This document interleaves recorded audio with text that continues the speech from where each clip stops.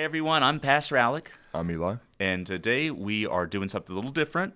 We're taking a short break from Second Kings, and we're going to talk about Holy Week. Yeah. So it's Holy Week. So we just had Palm Sunday. We got Monday, Thursday coming up, Good Friday, Easter Sunday, all that. So Good stuff. yeah, what you got for me? I got a little bit. I'm starting with Barabbas. Okay. I feel like everybody knows Barabbas and Jesus got traded, or like prisoner swap. Well, Almost. it was the Passover. Yeah. So And- it's the Passover, and Pontius Pilate is the Roman governor of the province of Judea within the Roman Empire, and he's there because this was a problem area. They had plenty of revolts at that time with the Judean province, and so he's kind of there watching to say, all right, what's going to happen? Right. And he, with all the Passover festivities, he's made it apparently this custom where he's going to release a prisoner Right. each time, to give the people a little something what they want, to keep the rebels down, Right. and to satisfy them a little bit. And so now he's saying, all right, obviously he knows this guy Barabbas is trouble, Right. right? And he knows Jesus clearly isn't. Right. And so he's like, all right, I'll give you someone. And seems like he would much rather release Jesus than Barabbas, right? Yeah. So, all right, so what's your question with him, though? Does he represent anything, or is he like any significance except for Jesus being in prison because of him, or in place of him? Yeah, okay. Well, in some sense, his name, like his name is got a Greek ending, that S, but like in Aramaic it means like son of the father. Okay. Bar Abba. Right. Okay, and so there is kind of this juxtaposition. Right. Like you've got the son of the heavenly Father who's there on trial for things he did not do, Right.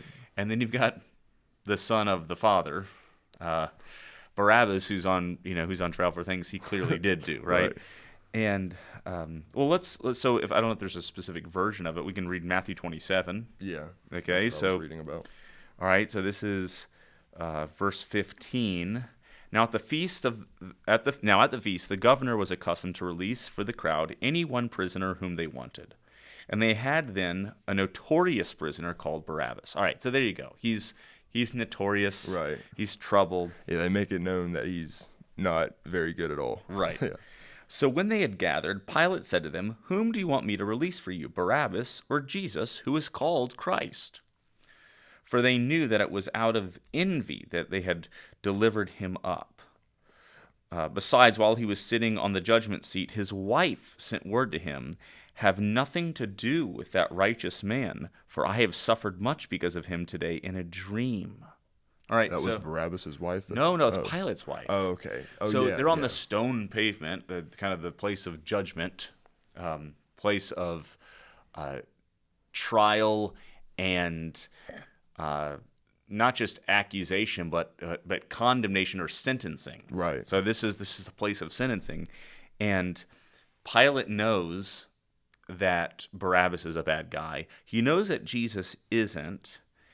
And he also knows that the leaders that gave him Jesus in the first place just did it because they were envious. Right. That's what Matthew says. They're just envious.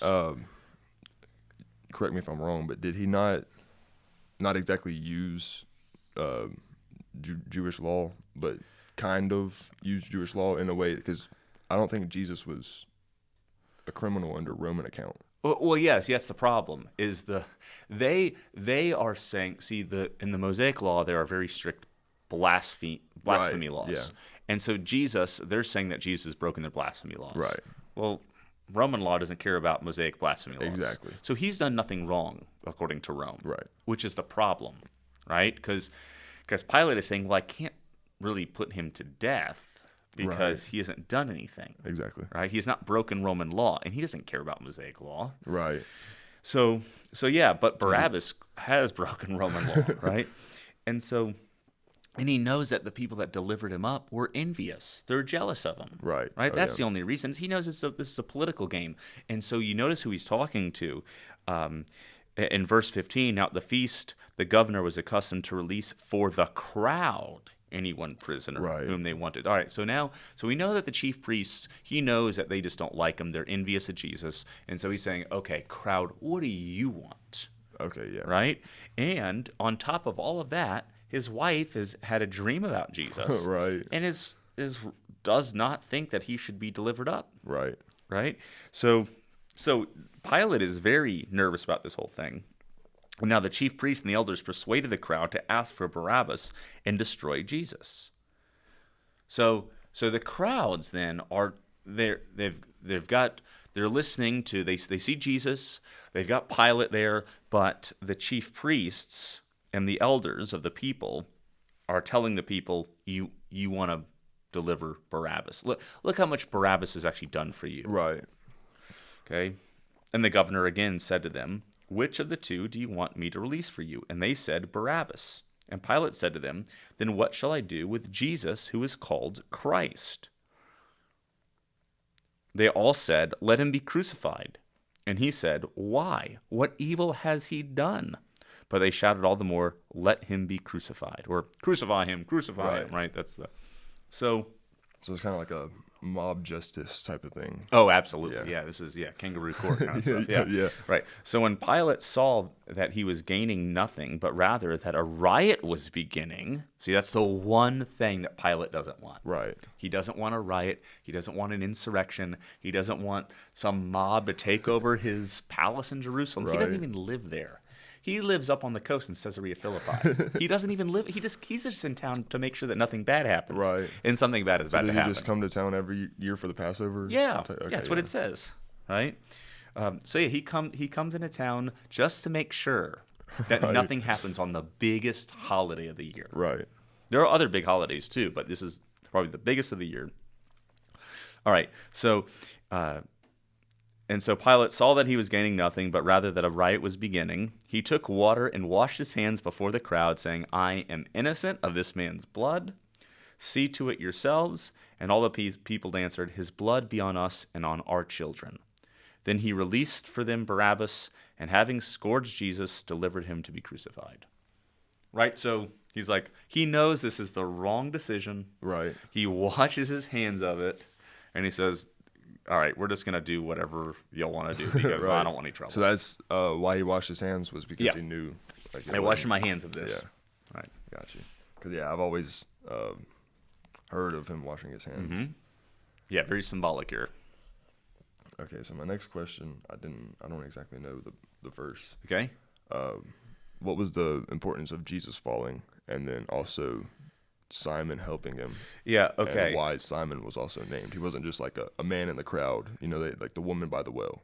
Yeah. They said Simon from Cyrene instead of just a man in the crowd. Yeah.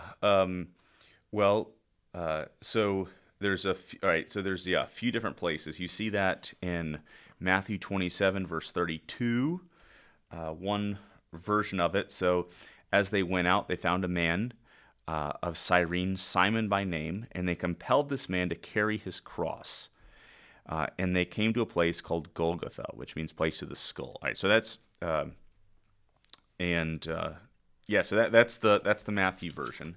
If we jump to Luke,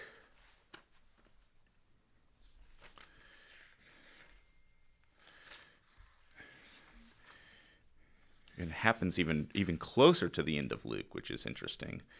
This is Luke 23. So in Luke, it's like it all happens, at the end here. And in Matthew, it's drawn out a little bit more, although that might just be due to how they divided the chapters, right now that I think about it. Okay, so, all right, so in chapter 23, verse 26, okay, and as they led him away, they seized one, Simon of Cyrene, who was coming in from the country, and laid on him the cross to carry it behind Jesus, okay.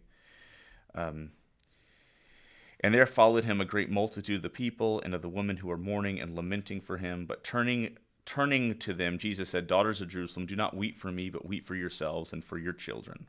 Okay. So, yeah, that's the. I guess that's the Luke version. Trying to think with exactly how it plays out in Mark. Mark, half of the gospel, by the way, is pretty much Holy Week. Okay. Okay. I was saying it's Mark 15 in this one, and Yeah. there's Matthew 27 and Luke 23. Yeah, it's halfway through. Okay. And all right, so it's very similar, very, very similar. There's just a few detail differences between Matthew, Mark, and Luke. 15 verse 21, and they compelled a passerby, Simon of Cyrene, who was coming in from the country, the father of Alexander and Rufus. Now you think, why do they list the father of Alexander and that's Rufus? true. Well, Mark probably knows of Alexander and Rufus Okay. as people who are spreading the gospel. Right. To carry his cross. And they brought him to the place called Golgotha, which means place of the skull, and they offered him wine mixed with myrrh, but he did not take it. Okay. So that's the the place each time where you see, they've just been beating Jesus each Right. time. Yeah. Right. So it's important that it's not like when they take him away, they put the purple. That's when they put the purple cloak on him to mock him. That's when they put the crown of thorns. This is a walking away from the stone pavement, right? And they put the crown of thorns on him, and they're flogging him. Yeah. He gets the 39, 40 minus one cattail. The 39 just getting whipped, and this whip has The bones. the and bones coming metal out of the end. plates, Yeah, I mean, it's terrible. And so it's like, and a lot of people didn't, that itself would be difficult to survive. Right. And so, yes, all right, now he's got this cross or this big piece of wood, whatever, it's just a crossbar probably. Right. Right? And he's got to carry this thing, and it's like, forget it. Right? Yeah. Now, the Gospel of John does do something a little different with it. Okay? Now, remember, John is written much later than Matthew, Mark, and Luke. Matthew, Mark, and Luke might be written in like the 60s AD. John's written in like the 90s. Okay. Okay? And you see this all play out in John 19. That's the crucifixion account, and it is a lot shorter, right? So it's interesting. In John, high priestly prayer is John 17, right? Like the Lord's Supper is like 13 through 16. High priestly prayer is 17. The arrest in Gethsemane is chapter 18. In the trial 18. The crucifixion itself is 19. The resurrection is 20, and then more resurrection accounts in 21. That's kind of how it's done here. Is that kind of because it was later on? It was more organized because it was like a. No, I think it's more to do with just the chapter divisions. Okay. Right? Matthew, Mark, and Luke and John didn't write their own chapter divisions. Those didn't come Right. That's true. till 1,300 years later. All right, so this is John 19, verse 16. So he delivered him over to them to be crucified. So they took Jesus and went out, bearing his own cross to the place called the place of a skull, which in Aramaic is called Golgotha. So, for whatever reason, John, he makes it very clear, bearing his own cross. Yeah. So you don't have Simon. Right. Which I think is interesting. Now, obviously, both happened. At one point, he's carrying his own cross, and at another point, Simon steps in. Well, yeah. So, I mean, they're both true, but it is just interesting how they tell the story differently. I never noticed that. Mm-hmm. Well, now, okay, so do you think Mark added it in because he knew or may have known who Simon was? Well, Matthew, Mark, and Luke were written 30 years before John was written. Well, yeah, I'm just saying, like, I don't know, what would Matthew and Luke would have? Well, I think one of the interests, I think the question is not why did they include it? I mean, I think they did include it because people knew who Simon was. They knew who Okay. Alexander and Rufus were, Right. right? But the question is, why did John take it out? That is true. Yeah. Right? Because that detail had circulated with that story in Matthew, Mark, and Luke for 30 years by the time John Right. wrote his gospel. So why does he take it out? Well, there's other things that John takes out. Like if you go to his trial, again, in chapter 18, yeah, he does go in front of Caiaphas, right? So this is the high priest, but he spends a lot more time dealing with Pilate than he is with Caiaphas. Is And- Caiaphas from Herod's area? Well, yeah. He's in Jerusalem. Caiaphas is in Jerusalem, but Okay, notice Herod is also missing in John's gospel. Yeah, I He- noticed that too. So it's not a, it's like John is just he wants to highlight very specific details. Okay. Yeah. That's his goal. Well, yeah, and I also, until reading this, I really didn't know that that Pilate sent Jesus to Herod. Yeah, back and forth. Yeah, and Herod said he couldn't find him guilty of anything either Well, and yeah. sent him back to Pilate. Well, remember, this is the same Herod that had John the Baptist killed. Yeah. Right? So Herod is also in town. Herod spends his time up north also Right. because he's overseeing the Galilee area. Yeah. Right? That's his. That's his district, which is why Jesus has taken to him. Right? It's like if you commit a crime, let's say this is. Our judicial system doesn't work exactly like this, but let's say you commit a crime in the United States. Well, I guess it does, and so you're going to be tried in that state, Right. right? Yeah. So yeah. it's all right. But it is a little different in the sense that the crimes are being made known in Jerusalem, but they find the guy who's the ruler of the state where Jesus comes from, Right. right? Yeah. So again, it's not a one-to-one, but the similar themes of he's under Herod's watch, even though this is happening in Jerusalem. So Well, yeah, Herod like- happens to be there, so let's let him deal It's with it. like if an immigrant comes and commits a crime, they'll be extradited. Yeah. Yes. Well, Sorry. yeah. Well, yeah. What's going to happen is you're going to have two countries have to work that out, right? Right, And they yeah. don't always agree with each other. That is true. Yeah. They don't always Yeah. agree with each other, and so yeah. If you commit a crime in a particular jurisdiction, like that's who's going to deal with the crime. Right. Here, it's not the same thing, but similar things are at play. And this is in the Gospel of Luke. You really see it play out, Okay. right? And what's interesting is in Luke, it's very clear that Herod and Pilate, they don't like each other. Right. Yeah, I could tell that. They don't like each other. I mean, he says it. And their families, you can read about their families. Their families go back. Their families know each other for a long time back. They don't Right. like each other. But you know what happens in the Gospel of Luke? Let me find it because I can point you to the verse, okay, or I should be able to point you to the exact verse.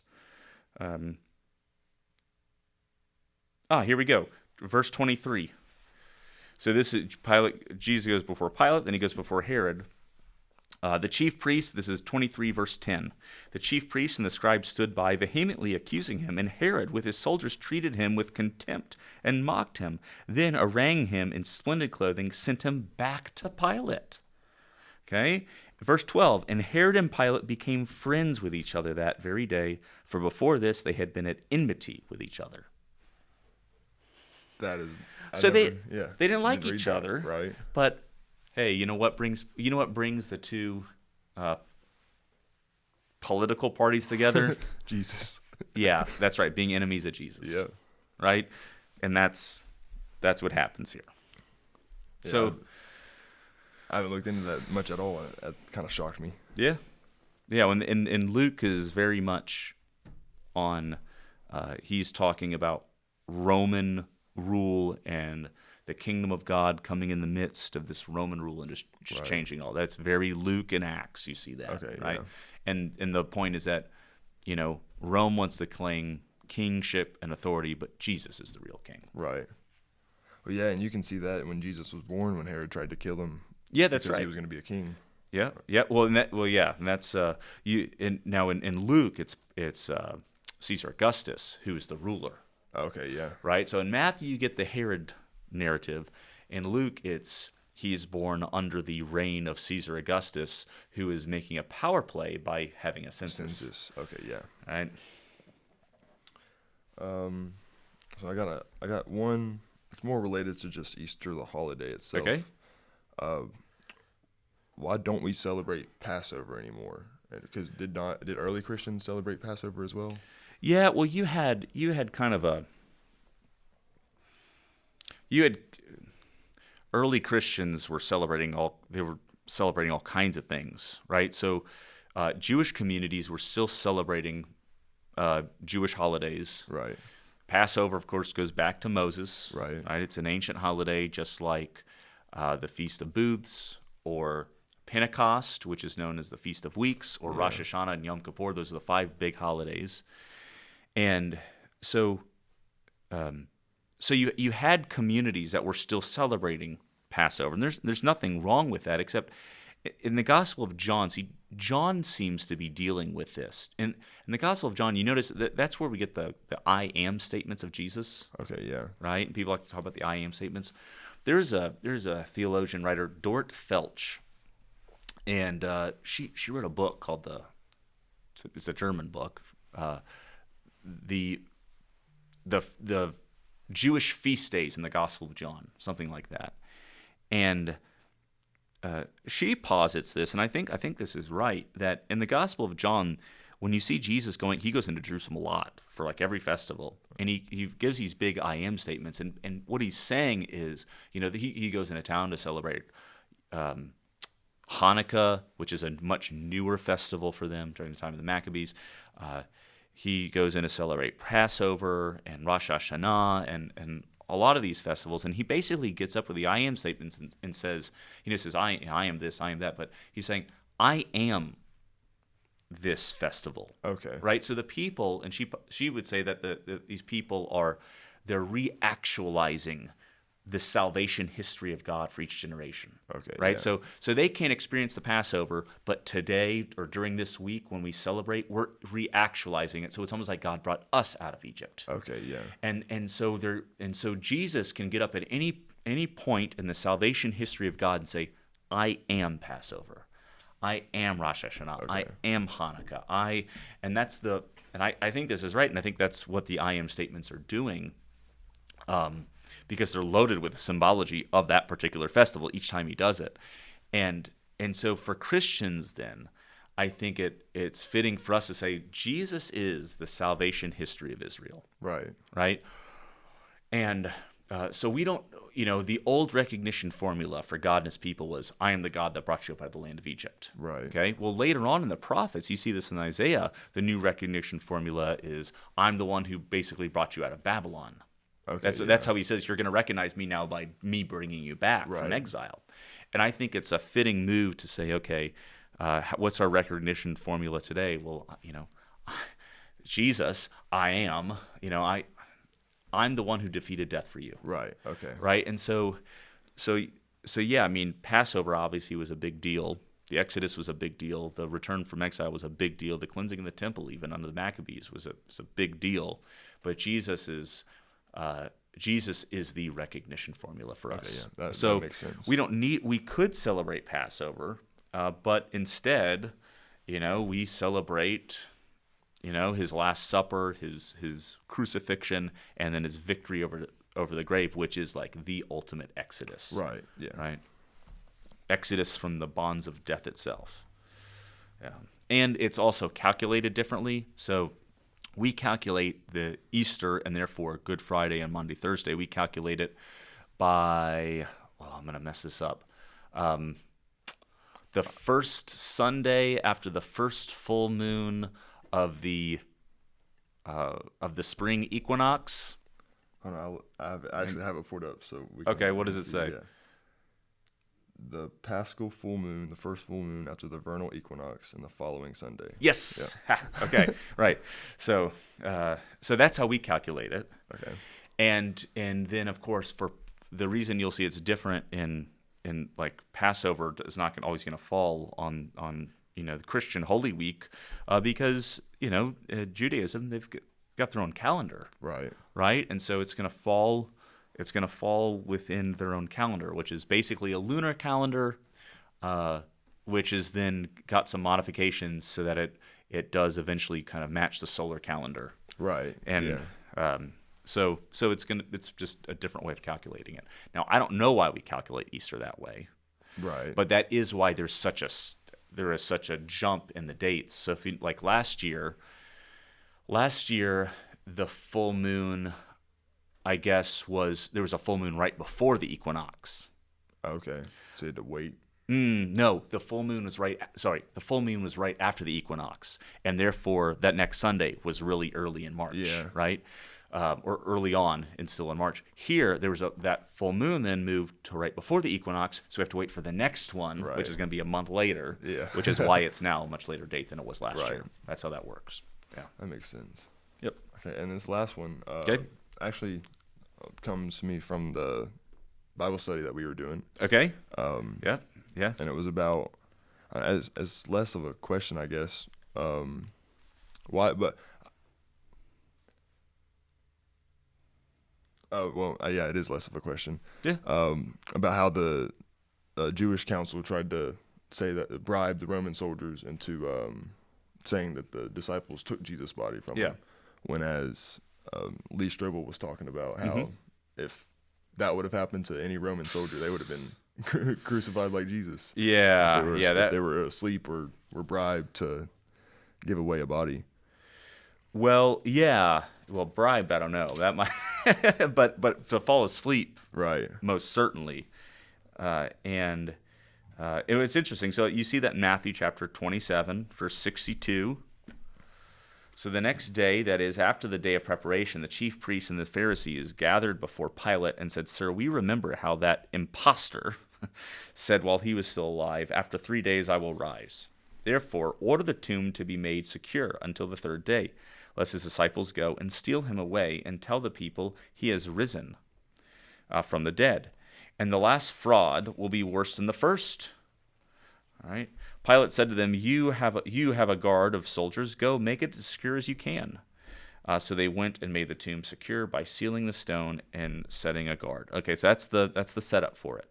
So it's the chief priests have their own soldiers. Right. Okay. Okay, and he says those are the ones that they go and use. All right. Yeah. So they've got their soldiers, and those are the ones that they use. And then if you jump to chapter 28. After the resurrection account, verse 11, "While they were going, behold, some of the guard went into the city and told the chief priests all that had taken place. And when they had assembled with the elders and taken counsel, they gave a sufficient sum of money to the soldiers and said, Tell people, his disciples came by night and stole him away while we were asleep. And if this comes to the governor's ears, we will satisfy him and keep you out of trouble." Okay. Okay? So they took the money and did as they were directed. And this story has spread among the Jews to this day. It's a nice, good old-fashioned conspiracy theory. You know? Right. So yeah, this idea then that the guard doesn't know what to do. They report immediately to the chief priests, Right. and then the chief priests, I mean, at some level they also report to Pilate, right? Right. Yeah. So they are satisfied with this idea of saying, all right, we'll take the money, and if anyone asks, just tell them that we were asleep and that they got stolen away. Okay. And hopefully none of this will get to Pilate's ears. Right. But if it does, we'll figure out a way to make it, not such a big deal. Right. Right? And so, but yeah, I mean, it's a very not ideal situation. Right. Like, yeah. there's no way that would have actually happened. Right. Like, I mean, like the story that they're telling. Yeah. Like, there's no way these guys would have fallen asleep and Right. the disciples would have been able to take their body. Like, there's no way. And so they've got to find a way to make it sound real enough. But we know that not everyone's going to really buy it. Right.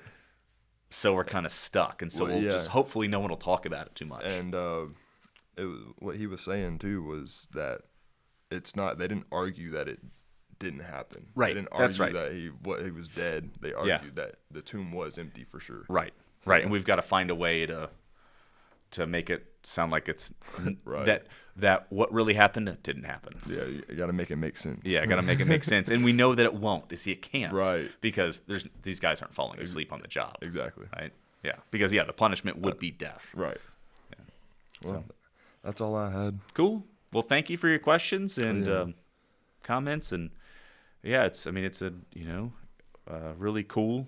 Of course that's the end of the gospel narratives, and Right. then you get the ascension, and hey, Jesus currently reigns over heaven and earth right now. But I do hope that anyone watching, that this would be that you'd have a blessed Maundy Thursday, blessed Yeah. Good Friday, and Easter Happy morning. Easter. Yeah, Yeah. happy Easter. Cool. Yeah. Well, I learned a lot from this. Yeah, good. I think just by reading the Bible, there's so much to learn, Yeah. Oh yeah. right? Yeah. Just an open book of knowledge. That's right. That's right. So we keep reading, we keep studying, and I learn something new every single time I open the Bible. Mm-hmm. So, and I hope you do too. Oh yeah. Yeah. Well, all right. Well, we'll see you next time.